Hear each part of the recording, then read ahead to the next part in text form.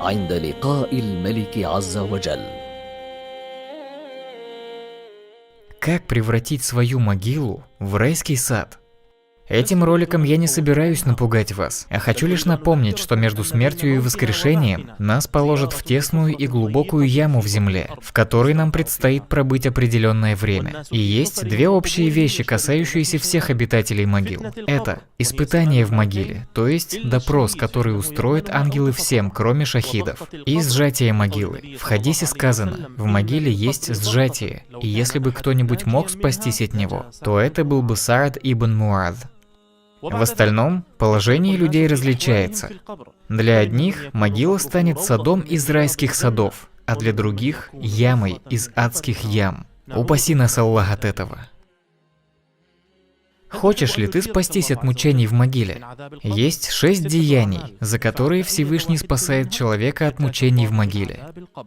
Во-первых, это вера и убежденность. В длинном хадисе от Бара бин Азиба пророк, мир ему и благословение, разъяснил, что происходит с покойным в могиле. А верующим он сказал: а затем к нему приходят 2 ангела, садятся рядом и задают ему 3 вопроса. Кто твой Господь? Какова твоя религия? Что за человек был послан к вам? Если он правильно ответит, то голос с небес возвещает: мой раб говорит правду. Расстелите для него райские красоты, оденьте его в райские одеяния и откройте для него врата в рай. Он начинает наслаждаться райским благоуханием, и его могила расширяется до просторов, которые только может объять его взор. Что касается неверующего, то он не ответит на вопросы, и тогда глаз с небес возвестит: он лжет. Расстелите для него огненные ложа, откройте для него врата в ад и оденьте на него одеяние ада. Во-вторых, это истинные шахиды. Сподвижники спросили: о посланник Аллаха, почему всех верующих испытывают в могиле, а шахидов нет? Пророк, мир ему и благословение Аллаха, ответил: достаточно для него в качестве испытания сверкания меча над головой. Также он сказал: шахиду Аллах даровал 6 особых свойств. Одно из них – его избавляют от мучений в могиле. В-третьих, смерть от болезней живота, как от рака кишечника, печени или поджелудочной железы, или от почечной недостаточности, цирроза печени, холеры или других болезней. Мы не желаем для себя болезней, однако, если будем испытаны, то должны проявить терпение и помнить о награде. Пророк, мир ему и благословение, сказал: кто умер от болезни живота, тот не будет наказан в могиле. В-четвертых, чтение суры Аль-Мульк, поскольку пророк, мир ему и благословение, сказал: сура Аль-Мульк является защитой от мучений могилы. Абдуллах бин Мас'уд, да будет доволен им Аллах, сказал: кто каждую ночь прочитывает «Благословен тот, в чьей руке власть», того Аллах обезопасит от могильных мук.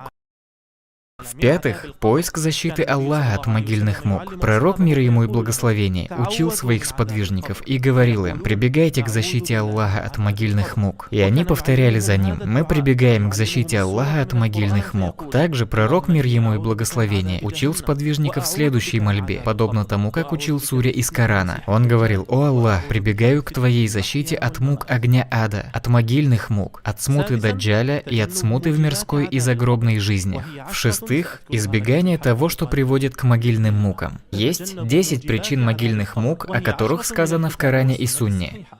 Во-первых, это неверие и многобожие. Всевышний Аллах сказал о фараоне и его роде: огонь, в который их ввергают утром и после полудня, а в день наступления часа подвергните род фараона самым жестоким мучениям. Ученые сказали: это огонь, в который их ввергают в могиле. Во-вторых, величайшее лицемерие. Всевышний сказал о лицемерах: среди бедуинов, которые живут вокруг вас, а также среди жителей Медины, есть лицемеры. Они упорствуют в лицемерии, но ты не знаешь их. Мы же знаем их и подвергнем их мучениям дважды. А затем они будут возвращены в великие мучения. Ученые сказали о словах «и подвергнем их мучениям дважды». Первый раз в этом мире, а второй раз в могиле. В-третьих и четвертых, неочищение от мочи и распространение клеветы.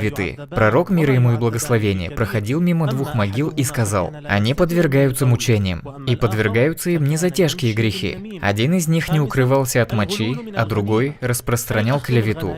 В-пятых, незаконное присвоение военных трофеев до их распределения. В истории Мид'ама, который был убит случайной стрелой во время похода на Хайбар, люди сказали: пусть смерть его будет благом. Но пророк, мир ему и благословение, сказал: «О нет, клянусь тем, в чьей длани душа Мухаммада, на нем горит накидка». Он ее взял из трофеев битвы при Хайбаре до того, как они были поделены. В-шестых, чрезмерное оплакивание покойного. Пророк, мир ему и благословение, сказал: «Покойный подвергается мучениям из-за плача его родных над ним». Комментируя хадис, ученые сказали, что речь идет о воплях и истерике, а не об обычных слезах. Или мучения коснутся того, кто оставил завещание с просьбой оплакивать его, и оно было исполнено. Или что мучение – это состояние покойного, когда он слышит крики и вопли родных. С 7 по 10 пункт составляют грехи, о которых пророк, мир ему и благословение, сообщил из увиденного им сна, в котором он путешествовал вместе с Джибрилем. Он увидел человека, которому разбивали голову, и Джибриль объяснил,